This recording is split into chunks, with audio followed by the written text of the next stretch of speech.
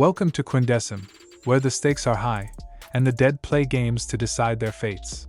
From dartboards that hurt more than egos to our hockey with literal guts on the line, bartender Decim and his mysterious crew test humanity's soul, one twisted round at a time. Let the games begin, if you dare. Our story begins as Takashi and Michiko find themselves in a mysterious bar called Quindecim, where they meet the bartender Decim. Decim explains that they must play a game chosen by roulette, staking their lives on it. They are skeptical but eventually agree. The chosen game is darts, with a twist. Each section of the dartboard is linked to their body parts and inflicts pain when hit. As the game progresses, Takashi becomes suspicious of Michiko, believing she is cheating on him. However, Michiko reveals she is pregnant, calming Takashi and bringing them closer. In a tense moment, Takashi accidentally hits the dartboard, causing Michiko pain and leading to a confrontation. Eventually, Michiko wins the game, but Takashi refuses to accept it, leading to a revelation of their deaths and the purpose of Quindecim. Takashi accuses Michiko of infidelity, which she initially denies. However, in a twist, Michiko admits to cheating on Takashi, claiming she was only after his money. Takashi becomes enraged and tries to harm Michiko, but Decim intervenes, revealing his role as an arbiter of judgment. Takashi is rendered unconscious, and the story ends with Decim escorting the couple back to the elevators, each marked with a mask symbolizing their fate. The black-haired woman awakens in a mysterious place and is introduced to Nona, who explains that they are in a place where the deceased come after death to play games with their lives at stake. They meet Decim, the bartender, who is also an arbiter responsible for judging the deceased based on their memories and behavior during the games.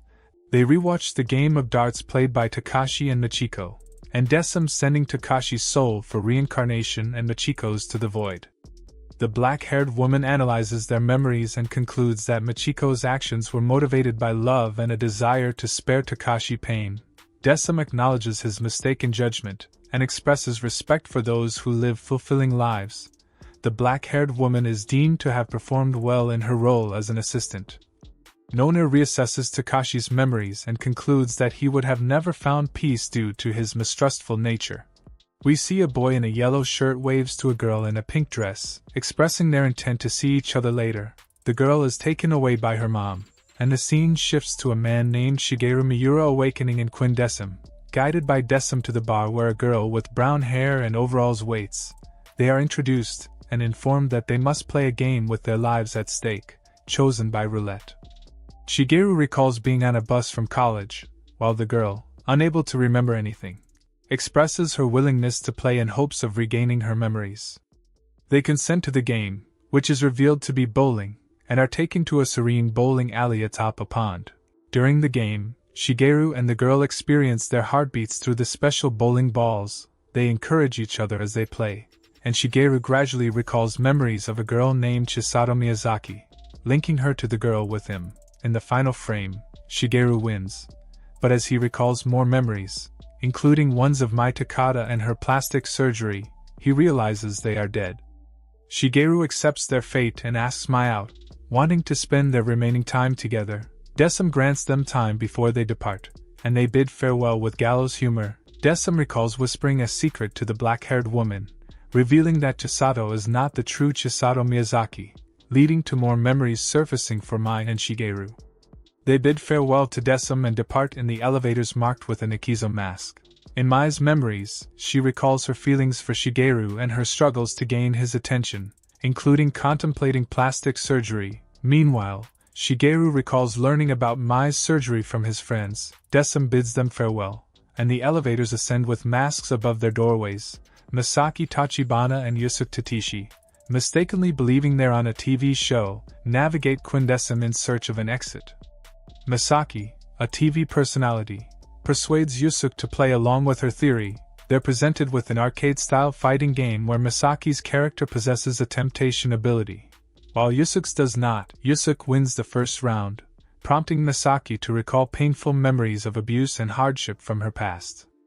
In round 2, Masaki manipulates Yusuke into agreeing to lose, but Decim intervenes, causing Yusuke to lose. He recalls his own painful memories of rejection and sadness. Before the final round, Masaki confronts Decim, who confirms it's not a TV show but refuses to disclose more until they finish the game. Misaki and Yusuke share their doubts and memories in the restroom. Misaki's frustration grows as she realizes the unfairness of the game. During the last round, Desum intervenes again, breaking Misaki's joystick. The black-haired woman, frustrated with Desum's methods, smashes his device. Misaki, in a frenzy, prevents Yusuke from winning. Yusuke, unconscious, remembers his attempted suicide, while Misaki recalls being strangled by her assistant. Desum reveals they're dead and proceeds to judge their souls. Misaki attacks him, but he restrains her, acknowledging their struggles and congratulating them on playing the game well. Yusuke is reincarnated, while Misaki is sent to the void. Desum leads them to the elevators for judgment. The black-haired woman is startled to see the girl from her recurring dream on a panel in Quindesum, arranged by Nona at Desum's request. Meanwhile, two new arrivals, a man and a young boy, enter the bar. Desum is surprised when the man seems to remember being in Quindesum before and even recalls the mannequins Desum keeps behind the bar. Suddenly, the man tries to take the boy hostage, demanding to be released from the place. Desum intervenes and restrains the man, but the young boy puts the women to sleep, revealed to be another arbiter, Jinty. Jinty questions Desum about the woman, who was not selected for the games as she already knew she was dead. Annoyed by Desum's response, Jinty challenges him, but Nona intervenes and stops him. Nona reveals that the guests were part of a test for Desum, pointing out his failure to realize that the boy had no memories and was merely a distraction implanted with false memories. Later, the woman continues to dream about the boy and girl, named Jimmy and Chavo. We see two new guests, Mayu, Erita and Harada, find themselves at the Vijinti bar, managed by Jinty, where they are challenged to a game of Twister. Mayu, a spirited schoolgirl, is thrilled to play with a member of her favorite boy band, CHA, while Harada, from the band, is more concerned about reconciling with his girlfriend. As the game progresses, Jinty alters the rules, causing the climate of the game mat to fluctuate dramatically with each panel. Eventually, Mayu and Harada are faced with a life-or-death situation suspended above a pit of spikes. In a moment of selflessness, Mayu decides to forfeit the game, but Harada, haunted by past guilt, tries to stop her. However, Mayu ends up safely landing on fake spikes, triggering memories of her accidental death from slipping on soap.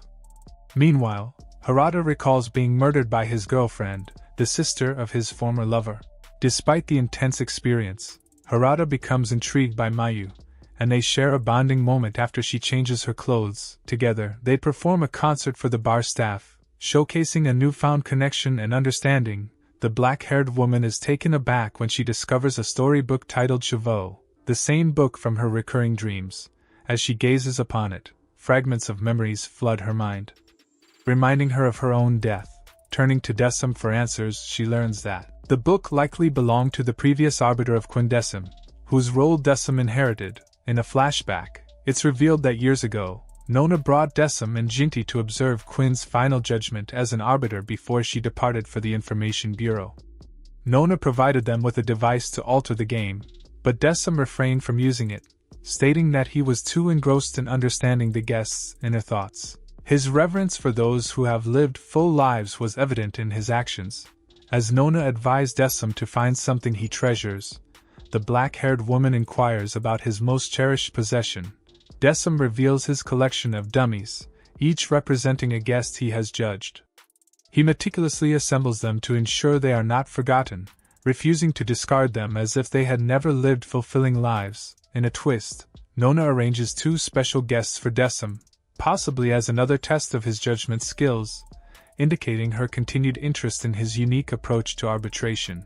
As per Nona's arrangements, Desum is sent two new guests, a young man named Shimada and a detective named Tatsumi, one of whom is allegedly a murderer. While searching for a way out, Shimada finds a blood-stained knife among his belongings, unsure of where it came from, as the two participate in a game of air hockey. Shimada gradually regains memories of looking after his younger sister while Tatsumi remembers that his wife was murdered, with the two regaining further memories that fuel their motivations to escape. With Shimada remembering his sister was assaulted, Desum changes up the game, in which scored pucks deal pain to the respective players' organs. Meanwhile, the black-haired woman makes a request to see the memories that Desum received, learning that both Shimada and Tatsumi are murderers. Shimada and Tatsumi continue their conversation in the main ballroom. They both want revenge for their wife and sister respectively. The two men continue on with their game of air hockey, and after a bit they both regain some memories of their life. Tatsumi remembers that he already killed his wife's murderer, and Shimada remembers killing the rapist and being told that there was another person watching from a distance. After playing one more round each, Tatsumi reveals that Shimada was the one that killed him, forfeiting the game. He explains that he was following the same man that assaulted his sister, and didn't do anything to stop him. Angered, Shimada charges towards Tatsumi, only to be held back by Desum. Desum explains that since they are already dead they can't be killed again but can suffer pain. He then lowers a knife and places Tatsumi's hockey pucks in front of Shimada. The black-haired woman yells at Desum and tries to convince Shimada not to stab the pucks, but isn't successful. Both are sent to the void. In a flashback we see Desum awakening in the same location where the black-haired woman previously woke up. In the present time, Desum expresses his concerns to Nona about the flawed nature of their judgment methods. He questions whether the extreme conditions imposed on guests actually reveal darkness or create it. Despite apologizing to Nona, Desum asserts that he cannot judge those who have lived fulfilling lives. Nona informs Desum that the black-haired woman is regaining her memories and will soon require judgment. Desum insists he can handle the task alone, rejecting Nona's offer to provide the woman's memories. However, Nona challenges Desum's understanding of the woman's true nature, leaving him visibly frustrated. Meanwhile, at Quindesum, Desum and the black-haired woman await their guest, Sachiko Uemura, an elderly woman. During the game of Old Maid, Sachiko recognizes a picture on one of the cards, prompting memories of the past to resurface for Desum and the black-haired woman. As Sachiko plays a card, she realizes she is deceased, leading to a revelation about her unfinished picture. Nona and Quinn exchange items related to the black-haired woman's memories, further intriguing Oculus about Nona's intentions. Sachiko's recollection of the story of Chivot triggers memories for the black-haired woman, revealing her name to be Chiyuki. The game concludes with Chiyuki losing, Sachiko being reincarnated, and Chiyuki pondering the circumstances of her death. Desum expresses a desire to learn more about humans before Chiyuki's impending judgment, while Jinty ominously plots against Harada in his bar. Mayu faces a heart-wrenching choice: sacrifice herself or a stranger to bring back Harada from the void. Meanwhile, Chiyuki's forgotten past as a professional figure skater resurfaces, and Desum encourages her to perform once more. As she gracefully glides across the ice, memories flood back, filling her with joy. But tragedy strikes when the memory of her career-ending knee injury resurfaces, causing her to stumble and reveal a haunting secret. Beneath her skin lies a doll-like leg. With tears in her eyes, she confides in Desum about her struggles with depression and her ultimate decision to end her own life. Desum offers her a drink named Memento Mori, and as she drifts into sleep, he gently requests her memories.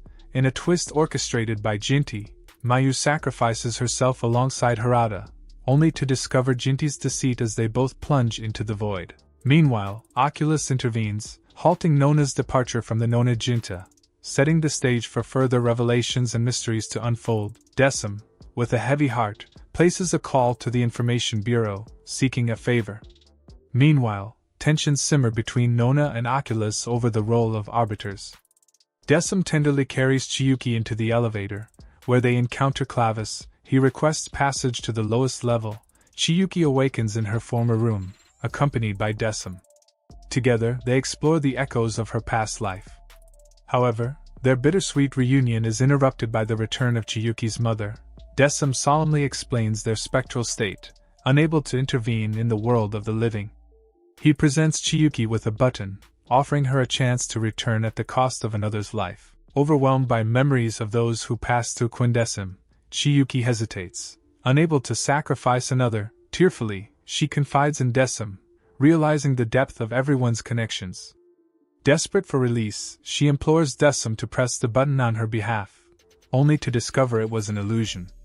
Desum, now grappling with newfound emotions, apologizes tearfully. Nona reveals to Oculus her decision to infuse Desum with human feelings.